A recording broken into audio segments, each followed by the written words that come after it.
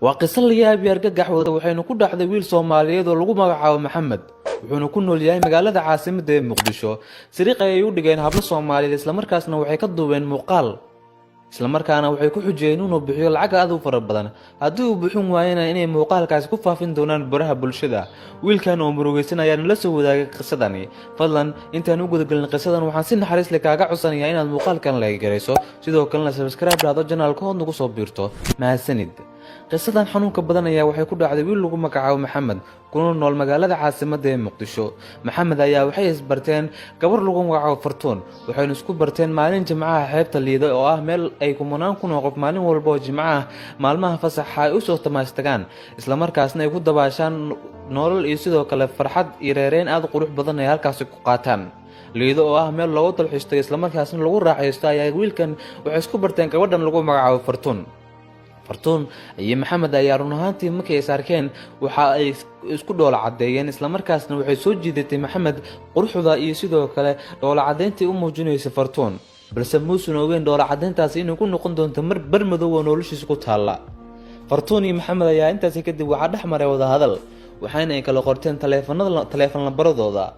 Fartuun ayaa maalin walba u tagtay xeebta Liido si ay u barato wiil aad u fara badan isla markaasna ugu dambeyntii mustaqbalkooda si ay mugdi u geliso Fartuun ayaa Maxamed waxay siisay lambarkeeda Maxamed iyo Fartuun intaas kadib waxay wada qaateen wada sheekaysi ku aadan dhinaca baraha bulshada gaar ahaan waxay si rasmi ah xiriir jacayl uga bilaabeen bartooda WhatsApp-ka ee lambarada ay kala qorteen intaas kadib Maxamed iyo Fartuun ayaa waxay waaye jaceylba soo wadaan waxay Fartuun ka codsatay inay Maxamed wada kulmaan Maxamed oo kulanka Fartuun aad ugu faraxsanaa isla markiiba si degdeg u aqbalay codsiga ka yimid Fartuun ayaa u sheegtay in gurigeeda maanta uu cidlayahay isla markaasna cid joogtay aysan jirin isla markaana ay jeceshahay inay halkaasi waqti ku wada qaataan Maxamed oo ah wiil dhalinyaro ah isla markiiba taxi ka soo qabsaday ama gaariyaasha loo yaqaan biilka ka soo qabsaday warshada baastada waxaana uu si degdeg ku yimaaday guriga gabadhan oo ku yaalay degmada Madiina ee gobolka Banaadir waxaana intaas kadib halkaasi ay ku kulmeen Fartuun iyo Maxamed Fartuun ayaa markuu gaariga ka soo degay Maxamed waxay u soo kaxaysay dhinaca gurigeeda oo ku yaala degmadaasi waxaana intaas kadib Maxamed la geliyay guriga waxaana loo sii diyaariyay wax loogu sii talagalay in la siiyo oo ka mid yihiin cunto biyo iyo wax la mid ah oo ku aadan soo dhaweynta Maxamed intaas kadib Maxamed ayaa Fartuun ayaa intaas kadib waxay Maxamed u keentay macawiis si uu u xirto Maxamed ayaa surwaalkiisa ka bixiyay isla markaana wuxuu xirtay macawiistii loo keenay intaas kadib waxay bilaabeen wada sheekaysi sidoo kale inay isxog wareystaan Fartuun waxa guriga ugu jirta kaamiro qarsoon oo la geliyay meel aanaysan arki karin isla markaasna Maxamed waxba ka fiirin karin waxaana uu dambeyntii Fartuun la gashay gacmaha Maxamedna sheedaanka ayaa qaaday oo wuxuu u galmooday Fartuun balse ma ogeyn in muuqaal laga duubayo isla markaasna lagu rikaatay doono mustaqbalkiisa dambe guriga ay degan tahay Fartuun waxa weeye guri ay kiraan u kireysatay waxayna isla markiiba ka ama bixi doontaa gurigaasi waxayna magaalada caasimadda ee Muqdisho ka gali doontaa mid ka mid ah guryaha ku yaala sababtoo ah Maxamed ma garan doono hadduu muuqaalkaas lagu rikaateeyo meel uu Fartuun ka soo doono ugu dambeynta wadadaal waxaan warkaan idinku raajinay Maxamed ayaa muuqaalkii laga duubay isla markaana waxa guriga lagu soo sigootiyay si farxad iyo reereen ka muuqata balse markuu guriga tagay ayaa waxa habeenkii loo soo diray muuqaal ka naxiyay run ahaantii isaga waxa la tusay sawir uu qaawan yahay isla markaasna ay muuqdaan caruurdiisa Maxamed ayaa aad u argagaxay wax isla markaasna soo foosartay murugaad xoog badan isla markiiba Fartuun ayaa u soo dirtay cod isla markaasna qoraal wata waxayna u sheegtay in ay muuqaalkaasi baraha bulshada ku faafin doono haddii uu bixin waayo lacag ay ka codsato oo qiimaheedu ahaa $300 Mareykanka ah Maxamed ayaa run ahaantii aad u yaabay una naxay mana ahayn lacag $300 meel uu ka keeno balse jawaab degdeg ayuu siiyay walaalay wuxuuna u qoray waxaan si naxariis leh kaaga codsanayaa in inta lacagta kaaga soo raadinayo inaad muuqaalkaasi faafin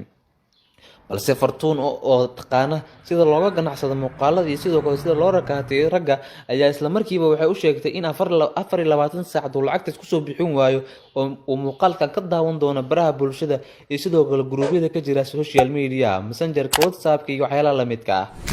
Maxamed oo aad u murugaysan ayaa waxa guriga ku noolaa laga dareemay inuu Maxamed isbedelay waxaana qof kasta guriga Maxamed kula noolaa oo waalidkiisa ka mid ah iyo asxaabtiisa walaaladiisa ay weydiiyeen waxa ku dhacay balse marnaba uu sheegin waxaana uu sheegay inuu caafimaad qabo isla markaasna isan wax dhib haysan intaasi kadib maxamed ayaa waxa uu go'aansaday inuu ciri dhulka raadiyo Zaynab isla markaana wuxuu maalin walba si toos ah u tagi jiray xeebta Liido isagoo baadigoobka Fartuun ku jira isla markaasna jooga xeebta Liido ayaa waxa uu soo dhacay lambar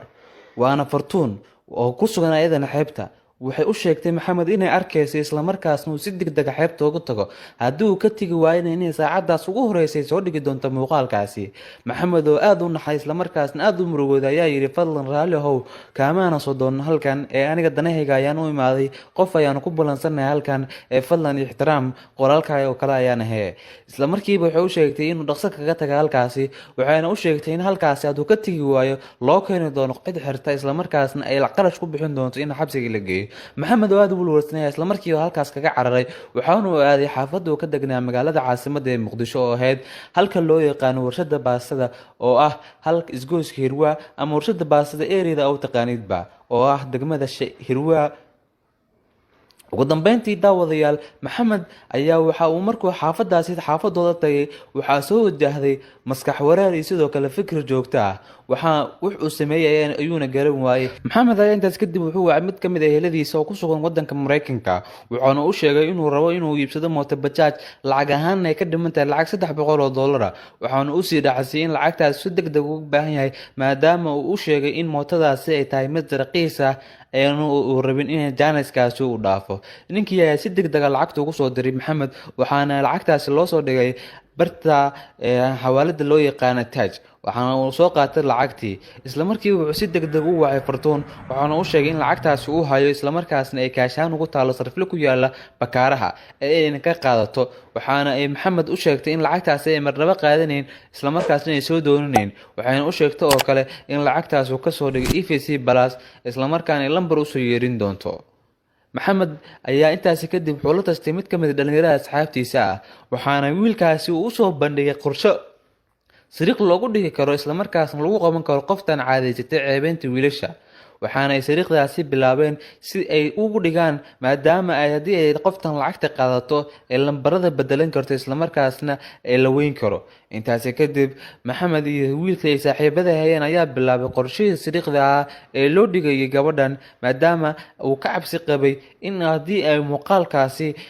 aduu lacagta siiyay in mar labaad ku soo rogaal celiso isla markaasna ay muuqaalkaasi ka faafiso isla saacadaasi waxay go'aamiyeen isla markaasna ay dhigeen sariiq aad u weyn oo lagu qabanayo Fartuun intaas ayaan ku soo gabagabaynaynaa maanta qisadii aan uga hadlaynay wiilkaas laga duubay muuqaalka isla markaasna lacagta lagu ragaateeyay fadlan haddii aad soo gaartay xilligan isla markaasna muuqaalka daawanayso ku soo qor magaca